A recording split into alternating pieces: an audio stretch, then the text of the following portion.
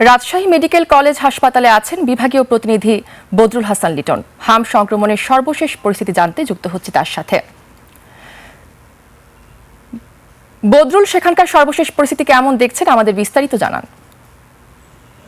জি প্রিয়সী, আপনি জানেন যে রাজশাহী মেডিকেল কলেজ হাসপাতালে হামের রোগীদের রাখার জন্য এখন পর্যন্ত 40টি বেডের ব্যবস্থা করা হয়েছে। সেখানে হয়তো আরো যদি একটি বেডের কিন্তু 80 জন শিশুকে রাখা যাবে, কিন্তু এর বেশি রাখা যাবে না। কিন্তু এই মুহূর্তে এই হাসপাতালে কিন্তু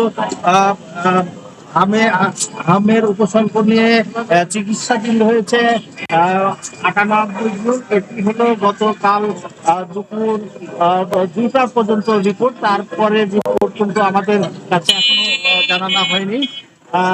তার মানে বাকি যে শিশুরা আছে তারা এই সাধারণ ওয়ার্ডে রাখা হয়েছে। তবে হাসপাতাল কর্তৃপক্ষ একটি যে বাহিরের হাসপাতালের পাশে যে সংক্রমণ বেদি হাসপাতাল আছে সেখানে 32টি শয্যা রয়েছে। সেই হাসপাতালে কিছু রোগী স্থানান্তর করার চিন্তা ভাবনা করছে এবং সেটি অলরেডি একটা প্রক্রিয়া শুরু হয়েছে। এছাড়াও যাদের আইসিইউ দরকার তাদেরকে হার্ট ফাউন্ডেশনের যে হাসপাতালটি রয়েছে সেখানে পাঠানোর একটি ব্যবস্থা করা হয়েছে। এই প্রক্রিয়া কিন্তু চলছে। এখন কিছুক্ষণ আগে আমরা জানতে পেরেছি এই বিষয়গুলো নিয়ে হাসপাতাল কর্তৃপক্ষ বৈঠকে বসেছে। আমি এখানে একটি তথ্য জানিয়ে রাখি যে এই হামে যারা আক্রান্ত হচ্ছে তারা কিন্তু 9 বছর আগের বয়সের শিশুরা।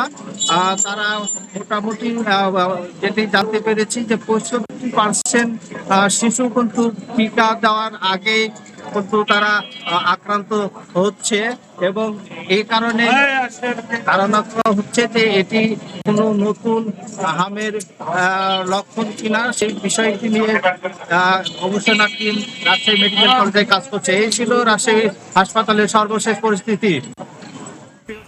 লিটন, আপনাকে ধন্যবাদ।